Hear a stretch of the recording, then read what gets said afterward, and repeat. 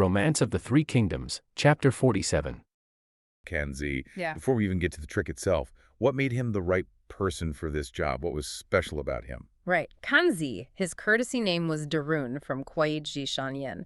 Now, the sources say he was poor growing up, but incredibly studious, like really diligent. Right. Apparently, he had this amazing memory, read a book once, and he'd remember all of it, just total recall. Right. Plus, he was known for being really eloquent, a great speaker, and crucially for this mission, he had guts, real courage. So basically a walking encyclopedia with a silver tongue and nerves of steel. Okay, yeah, I can see why Sun Quan, the leader of Wu, would want him as a strategist. Exactly. And that brings us to his relationship with Huang Gai, the general who's, at the center of this whole bitter meat thing. How close were they? Incredibly close. The texts literally say they were like flesh and blood.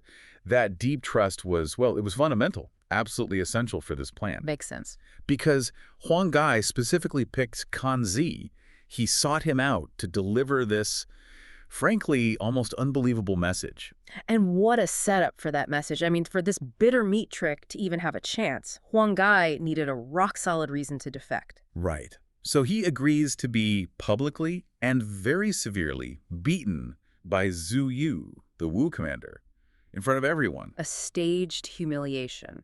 Brutal, but deliberate. Just to create that believable motive. And Kanzi, when Huang Gai approaches him, he doesn't hesitate. He volunteers immediately. He says something like, a great man should establish merit, achieve something, not just rot with grass and wood. That really shows his commitment, doesn't it? Not just talk. He's ready to risk everything. Totally. It highlights his courage, his dedication to the bigger picture, the strategy. And no time was wasted. Kanzi apparently said, "The matter brooks no delay. I will go at once." He didn't even wait for morning. And that very night, it was around the third watch, so sometime between midnight and 2 a.m., he disguised himself as a fisherman, got into a small boat. Just pictures it. Yeah, the sources even mention cold stars filled the sky. He makes this really dangerous journey across the water to Cao Cao's naval camp on the north bank. That's such a tense image. A small boat, dead of night, sneaking into a heavily guarded enemy camp. It almost feels like you're asking to get caught. And he does get caught, pretty much straight away. Cao Cao's river patrol grabs him. Okay, so now what? They report it up the chain to Cao Cao, and Cao Cao, being, Cao Cao, immediately thinks, spy. Naturally. But Kanza doesn't try to hide who he is. He announces himself, "I am Kamde, strategist from Eastern Wu with secret affairs to discuss." Bold. Very bold. You can just feel the tension in Cao Cao's tent, right? Candlelight. Cao Cao's sitting there probably looking stern. Exactly. And Cao Cao's first question is sharp, direct. "You are a strategist from Eastern Wu. What brings you here privately?" Just cuts right to it. And Kanzi's answer is, well, it's not really an answer, is it? It's kind of amazing. It really is a masterstroke right off the bat. Instead of explaining, he challenges Cao Cao. He says something like, "People say Chancellor Cao is eager for talent, but this question doesn't really fit that reputation." Oof. And then he adds, "Huang Gongfu, referring to Huang Gai, you've looked for the wrong person indeed." It's like he's scolding Cao Cao for not living up to his own hype. That's unbelievably cheeky. Walking into the lion's den and basically telling the lion he's not acting very lion-like. It's designed to knock Cao Cao off balance, right? Play on his ego. Absolutely. His reputation for welcoming talent was a big deal. Kanzi hits him right there. So after that power move, how does Kanzi actually start laying out the lie? Okay, so then he gets into the story. He explains that Huang Gai, this veteran officer, served the Sun family for 3 generations. Right, a loyal old hand. Was unjustly beaten by Zhu Yu. He paints Huang Gai as just overflowing with anger, seeking revenge by surrendering to Cao Cao. And Kanzi's role in this. He says because they're so close, like brothers, he was the one entrusted to personally bring Huang Gai's secret surrender letter. The sheer nerve. Okay, so yeah, Cao Cao gets the letter. And the details in that letter must have been critical, right, to make it seem genuine. What did it actually say? Oh, it was very carefully worded. Huang Gai starts by, pretending to be conflicted, acknowledging his loyalty to the Sun family, but then justifying defecting because the odds are just impossible. Eastern Wu's small territory versus Cao Cao's massive army, his 1,000,000 troops. He says basically everyone in Wu, smart or not, knows they can't win. So, step 1, flatter Cao Cao's power, make Wu seem desperate. Exactly. Then step 2. Attack Zhu Yu personally. The letter calls him young and foolish, overconfident, wielding unjust power. Punishing innocent people, not rewarding good work. setting up Zhu Yu as the villain, the reason for defection. Precisely. And it specifically hammers home the grievance Huang Gai, this respected old general, being unjustly humiliated. Makes the motive personal and powerful. Right. And then comes the offer. Promises to bring his troops over, surrender ships, grain, weapons. It ends with this really dramatic plea, weeping, blood, bowing, begging you not to doubt. Wow. Very dramatic. So Cao Cao, this master strategist, reads this very detailed, very emotional letter. What's his gut reaction? Is he buying it? No, not at first. That's what's so fascinating. The text says Cao Cao reads it over 10 times. He's pacing, studying it intensely at his desk. Analyzing every angle. Yeah, and then suddenly he just slams the table, eyes wide, furious. He declares Huang Gai is using the bitter meat trick, and he sent you with this fake letter to cause trouble. How dare you insult me? He saw it. He called it out immediately. Yep. And he orders Kanzi to be dragged out and executed on the spot. Whoa. So, game over. It seems like the plan failed right there. Yeah. Cao Cao saw right through the bitter meat trick. How on earth does Kanzi get out of this? This is where Kanzi's performance becomes legendary. His reaction to the death sentence, no fear, no change in expression. Instead, he just throws his head back and laughs loudly. Laughs up at the sky. He laughs while being dragged away to be executed. Yes. Cao Cao is stunned, right? He has them pull Kanzi back and demands basically, "What's so funny? I just exposed your little trick." And Kanzi's reply? Pure genius. He says, "I'm not laughing at you, Chancellor. I'm laughing at Huang Gongfu for not knowing men." Whoa. So he's saying Huang Gai was a fool for thinking Cao Cao could be fooled. He's twisting it. Exactly. He's instantly flipping it, playing directly on Cao Cao's massive ego, his pride in his own intelligence. "You think I'm laughing because you caught me? No, I'm laughing because my friend Huang Gai underestimated how smart you are." That is brilliant manipulation. So Cao Cao obviously provoked now. Right. His pride is stung. He puffs himself up, boasts, "I've read military strategy books since I was a kid. I know every trick in the book. Your little ploy might fool some idiot, but it could never deceive me." Setting himself up perfect. Yeah, good trap. Kanza immediately challenges him. "Oh yeah, then tell me, what part of this letter proves it's a trick?" He puts the burden of proof right back on Cao Cao. Okay, so Cao Cao thinks he's got the smoking gun, right? What does he point to? He points to what seems like a logical flaw. The lack of a specific date for the surrender. He says, if you were really serious about defecting, why didn't you set a date and time? Seems reasonable, no? Yeah, that actually sounds like a very solid point. If Yeah. you're coordinating something like that, you'd need a schedule. But this is where Kanza just demolishes him. He laughs again, this time almost scornfully, calls Cao Cao ignorant and without learning, basically insults his intelligence directly. Doubling down. And then he explains why that's wrong. He says setting a date would be incredibly stupid. What if something changes? What if they can't act on that specific day? It risks exposing the whole thing. It invites Cao Cao to prepare countermeasures. Oh, okay. I see the logic now. Kanze argues that a real defection, a genuine opportunity like this, has to be flexible. It happens when the chance appears opportunistically. You can't just schedule betrayal like a meeting. He's turning Cao Cao's own evidence completely on its head. Precisely. And then the final blow. You don't even understand this basic principle and you want to wrongly execute a good man. You really are without learning. Just a complete intellectual takedown. Brutal. Absolutely savage. He's not just defending the lie. He's making Cao Cao feel foolish for ever doubting it. And it works. Completely. The text says Cao Cao's whole demeanor changes. He changes his countenance, actually steps down from his seat, comes over to Kanze and apologizes. Apologizes. Yes. He says something like, "My judgment was unclear. I mistakenly offended your dignity. Please don't hold it against me." A total reversal. Unbelievable. Kanze then smooths it over, reassures him of their wholehearted surrender, comparing their sincerity to, like, infants hoping for parents, really laying it on thick. And Cao buys it hook, line, and sinker. Absolutely delighted, overjoyed even. Mm. Promises Kanze and Huang Gai high ranks, big rewards if they pull off this great merit. How does Kanze respond to that? Perfectly in character, Right. very humbly, says they didn't come seeking rank or riches, but just to accord with heaven and obey men.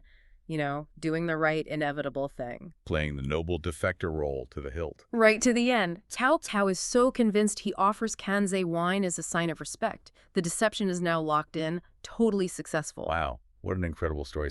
The first thing is how Kanze handled being exposed. Right. It shows that a really effective deception isn't just about telling the initial lie. It's about anticipating the scrutiny, predicting how the other person will think, and having that counterargument ready. He didn't just deny the trick. He reframed Cao Cao's own correct insight as proof of Cao Cao's lack of insight. It's mind-bending. And that points to the other huge factor: playing on ego. Kanzo was a master psychologist here. Definitely. He didn't just try to logically convince Cao Cao. He manipulated Cao Cao's pride, his desperate need to be seen as the smartest guy in the room. He let Cao Cao feel like he'd cleverly seen through a flaw, only to then reveal that flaw was actually proof of sincerity. Making Cao Cao feel smart even as he was being completely fooled. Exactly. It underlines a key point. Even the sharpest minds can be swayed if an argument is bold, seems logical within their framework, and crucially, plays into their own biases or how they see themselves. Huang Gai's public punishment, a really dramatic event. Absolutely critical. How did that initial, seemingly brutal act lay the groundwork? Well, that public shaming, it was everything. It gave Huang Gai a believable reason to defect. Made it look like genuine rebellion against Zhu Yu.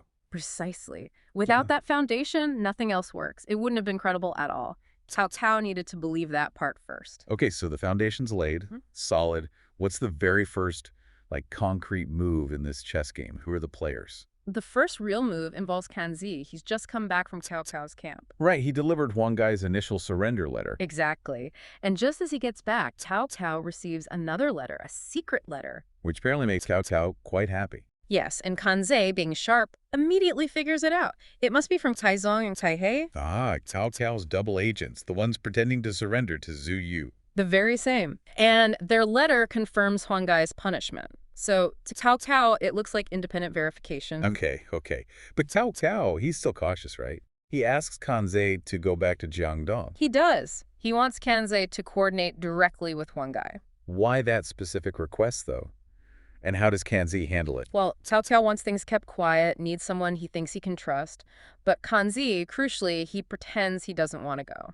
Feigns reluctance. Yeah, says he's already left, maybe send someone else. But Cao Cao insists, for secrecy. So Kanzi reluctantly agrees.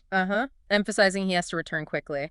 And then, the masterstroke, he refuses any gold or silk Cao Cao offers. Refusing the gifts. That's smart. It really is. It signals pure intent, not mercenary gain. Makes him seem completely sincere, and Cao Cao buys it. Okay, clever touch. So Kanze heads back to Jiangdong, finds Huang Gai. What's Huang Gai's reaction to all this? Huang Gai basically says, if it wasn't for your gift of the gab, I'd have suffered all this for nothing. So he acknowledges Kanzi's crucial role. Absolutely. It shows just how vital Kanza was in keeping this whole illusion alive. Saved Huang Gai from pointless suffering. So that initial seed of belief is planted. How do they make sure it grows into, total conviction for Cao Cao? What's next? The next phase involves Kanza again, but this time he goes to Gan Ning's camp. Gan Ning? Why him?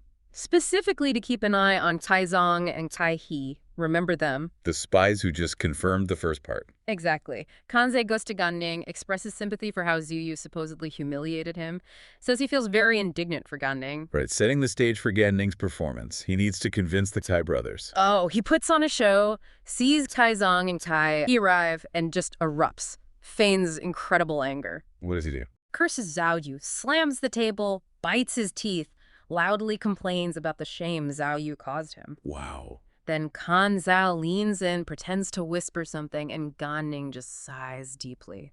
It's pure theater, all for those two spies. And Taizong and Taihe, being Cao Cao's spies, they just walk right into it. They ask what's wrong. Hook, line, and sinker. Kanzi then says something like, how could you possibly understand the bitterness in our hearts? Setting them up perfectly. Completely. The Tai brothers then spill the beans. They reveal their spies for Cao Cao, only pretending to surrender. You way! Yes. And they offer to introduce Gan Ning and Kanzi to Cao Cao if they're serious about switching sides. It's like a double bluff. The real spies think they're recruiting defectors who are actually playing them. It's brilliant. You can almost hear Gan Ning's fake delight.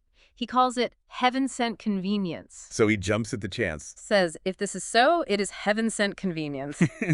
Then Kanzi drops the other shoe. He reveals he already delivered Huang Gai's surrender letter and is now working with Gan Yining for a joint surrender. Wow. So they tie it all together. This is where the engineering of belief really shines. It's not just feeding Cao Cao info. No, it's letting Cao Cao's own agents discover the truth. Exactly. It leverages that human tendency, you know? We trust things more if we think we found them out ourselves, even if we were led right to them. Makes the deception way more powerful, like you figured it out yourself. Precisely. An aha moment crafted by the enemy. So the Tai brothers, totally convinced now, they quickly write a secret letter back to Cao Cao. Confirming Gan Ning is now an internal spy. In Kanzi. He sends his own letter, separate channel, saying Huang Gai is still waiting for the right moment. Keeping that thread going. And adds that crucial detail. Tells Cao Cao to look for a ship with a green-fanged flag, a Qingya key at its bow. That'll be Huang Gai's ship. The green-fanged flag. Why that specific detail? It gives Cao Cao something concrete, something verifiable to look for. Makes the whole thing feel real, imminent. It's like the secret password for the whole operation. Okay, let's unpack this. So many layers. Performance, perfectly timed info. You have to admire the precision. What's fascinating here is the psychological game. They fed Cao Cao exactly what he wanted to hear, right? But added distinct pieces of evidence that seemed to corroborate each other. Even though it was all part of the same plan. Exactly. Plays directly into confirmation bias. He wants defectors, so he sees defectors. Despite getting 2 letters that seem to confirm everything. Cao Cao remains uncertain and suspicious. He's no fool. Right. He's cautious. So he calls his advisors together. He needs more. This is a really critical moment. It shows that even with this incredibly intricate plan, doubt lingers. Which ironically gives Zhu Yu the perfect opening for the next stage. Exactly. So if you were Cao Cao, feeling that doubt, what's the next move? Who do you send into the lion's den, into Zhu Yu's camp, to really find out? Well, Cao Cao asks his advisors exactly that. Who dares enter Zhu Yu's camp to ascertain the truth? And guess who volunteers? Zhang Gan. Still feeling the sting from his last failed mission trying to trick Zhu Yu. Right, the one where he ended up looking foolish. He steps up again, promises this time he'll bring back actual proof. And Cao Cao, delighted, sends him off immediately. For Zhu Yu, this is like, well, it's perfect. Jiangan is the ideal unwitting messenger. And Zhu Yu's reaction when he hears Jiangan is coming, he's apparently thrilled. He literally says, my success depends on this man, which is just, wow. It shows his foresight, doesn't it? Right. He's not just reacting, he's using the spy against his own master. Absolutely. Zhu Yu isn't just dealing with an incoming spy, he's actively orchestrating. He sees Jiang Gan as the perfect pawn to deliver his own piece of devastating deception. Folding him right into the existing plan. And he immediately tells Lu Su, go get Peng Shiyuan, Peng Tong. He has a specific job for him already planned out. Setting the stage for the next act. Precise. Okay, let's talk about Peng Tong. Who is he? We know he's called Phoenix Fledgling from Shangyang. And Lu Su had recommended him before. Crucially, Zhu Yu had already talked to Peng Tong about how to beat Cao Cao. And Peng Tong suggested the fire attack, right? But he saw a flaw. A critical flaw. Cao Cao's ships are numerous, but on that wide river, individual ships could easily scatter if attacked by fire. The attack wouldn't be decisive. So what was Peng Tong's brilliant solution? The chain strategy. Lian Huanji. Link Cao Cao's ships together, tie them up 30 or 50 at a time with iron chains. So they can't scatter. Exactly. Makes them one giant flammable target. Perfect for a fire attack. Zhu Yu loved it. Said only Pang Shiyuan could make this part happen. Here's where it gets really interesting. Zhu Yu already had his winning strategy, fire. Peng Tong gave him the how chain the ships. But the problem was getting Cao Cao to actually do it. Why would he chain his own ships together like that? And then Jiang Gan shows up, desperate for intel. The perfect, unwitting delivery boy for the chain strategy idea. It's almost poetic, using Cao Cao's own spy to plant the seed of his destruction. So Jiang Gan arrives at Zhu Yu's camp, and things feel off immediately. Yeah, Zhu Yu doesn't greet him right away. Jiang Gan gets suspicious, moors his boat somewhere secluded. And when they finally meet, Zhu Yu puts on another performance, feigned anger, accuses Jiang Gan of excessive deceit. Brings up the old incident, the stolen letter. Yep, the one Zhu Yu planted himself. Claims Jiang Gan got time out and Zhang Yun killed, ruined his earlier plans. It's all theater. And then declares he'll never surrender. Says he's about to crush Cao Cao in a day or two, making it impossible to keep Jiang Gan around, too risky. Information might leak. So he basically banishes him? Orders him escorted to the West Mountain Nunnery Shishanan to just rest until Cao Cao is defeated. Gives him a couple of soldiers to wait on him. Trying to make Jiang Gan feel like an inconvenience, not a serious spy. Totally. And Jiang Gan is stuck there in this isolated nunnery. Troubled, can't sleep, can't eat. You can imagine his frustration. Humiliated again. And it's right then, at his lowest point, that Zhou Yu's next piece falls perfectly into place. He steps outside at night. Hears someone reading. Follows the sound. Finds a little thatched hut by a cliff. And inside? He sees Pang Tong reading famous military texts, Sun Tzu Wutzu. Jiang Gan immediately thinks, this must be an extraordinary person. It's almost too perfect, isn't it? He just stumbles upon him. Oh, it's completely staged. Jiang Gan is so desperate for any kind of proof or intelligence, he doesn't stop to question how incredibly convenient this is. So the calculated encounter begins. Jiang knocks. Pang Tong opens the door. Looks suitably uncommon, the wise hermit type. And Jiang Gan finds out it's the famous phoenix fledgling, Feng Chuxian Cheng. He must be thrilled. Absolutely. And Pang Tong immediately launches into his perfectly fabricated story. What does he say? Accuses Zhou Yu of being arrogant, unable to tolerate talented people like himself, claims that's why he's living out here in seclusion. Which is exactly the kind of dissent Jiang Gan came looking for. Precisely. It feeds right into Jiang Gan's mission, confirms his suspicions about Zhou Yu potentially having internal critics. Classic manipulation. Give the desperate man what he desperately wants to find.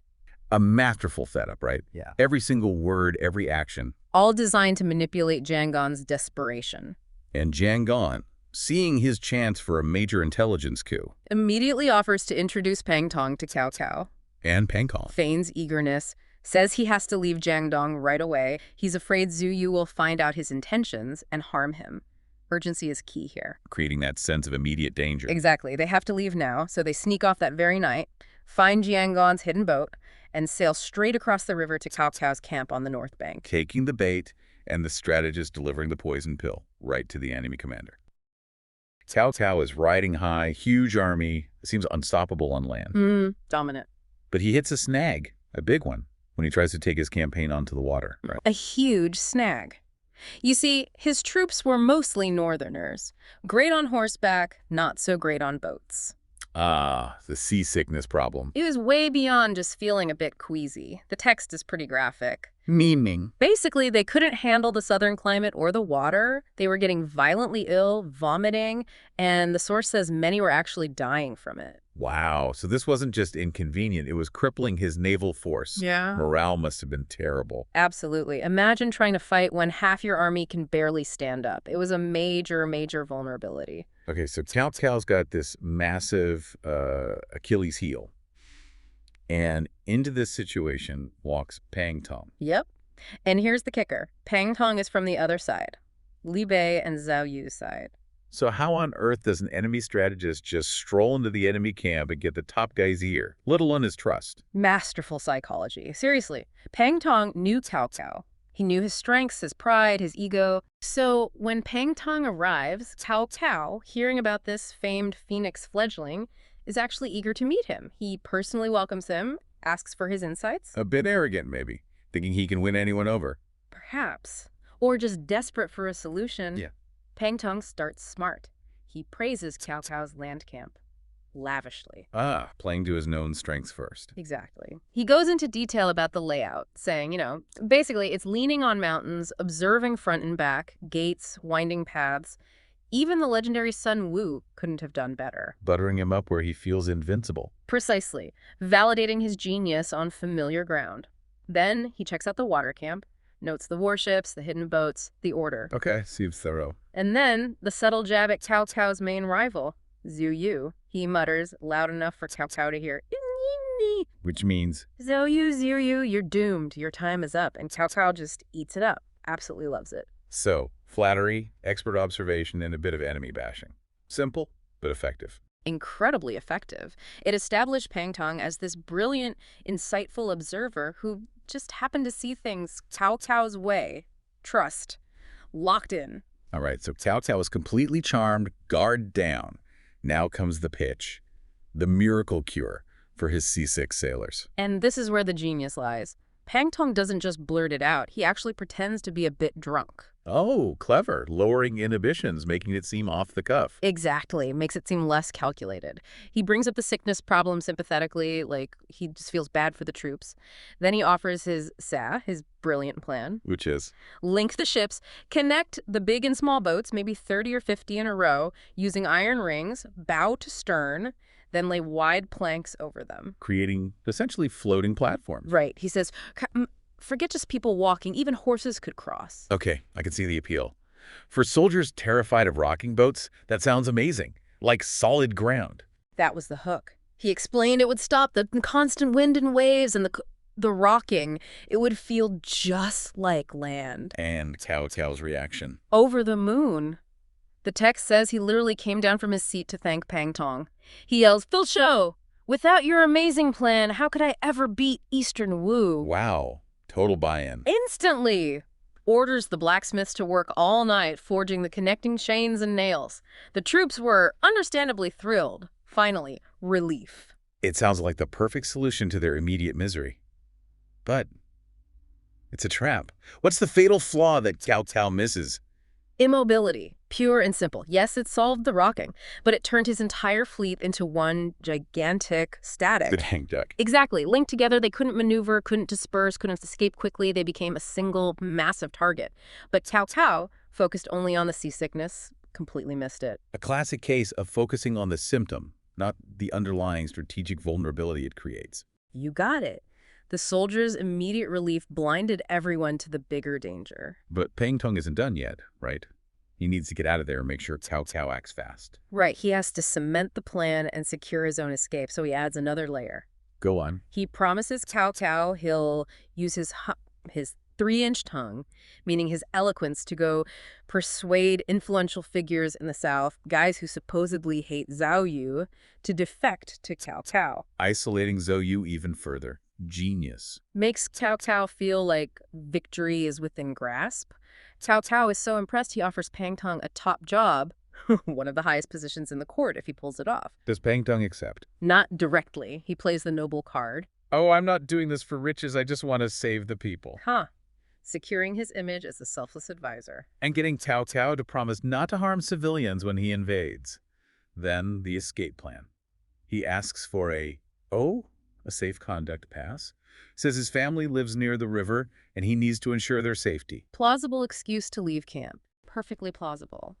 And his parting shot, he tells Cao Cao. Meaning, attack quickly after I leave. Don't give Zhao Yu time to figure things out. Exactly. He's not just leaving, he's hitting the accelerator on Cao Cao's move into the trap. Okay, this is incredibly intricate. Pang Tong seems to have pulled it off flawlessly. Cao Cao's hooked, the plan's in motion, escape route secured. But then something happens. Always a twist, isn't there? Just as Pang Tong gets to the riverbank, ready to sail away, this figure appears, dressed distinctively, a Taoist robe and a bamboo hat. Okay, mysterious. And this figure confronts him, just lays it all out. He says, "Lu will eat you." Whoa, what does that mean? It means Huang Gai used the self-injury trick, Kanzai delivered the fake surrender letter, and now you come offering the connecting ships plan. This guy knows everything. Someone saw through the whole elaborate scheme. Not just saw through it, but understood its purpose. The figure then adds, "Judo, my only fear is it won't all burn completely." Burn. So he knows about the fire attack. He knows the real plan. He absolutely does. And he challenges Pang Tong directly. "You might fool Cao Cao, but you can't fool me." How did Pang Tong react? Han, scared out of his wits, absolutely terrified. Who is this guy? The text doesn't explicitly say there. And right after this encounter, the text includes a poem. Ah, yes. The poem. Can you translate that for us? Roughly. At the Battle of Red Cliffs, fire attack was key. All the strategies lined up. If it weren't for Pang Tong's connecting ships plan, how could Zhu Yu Gongjin have won such a great victory? So the poem itself spells it out. The connecting ships weren't the goal. They were the setup for the fire attack. Exactly.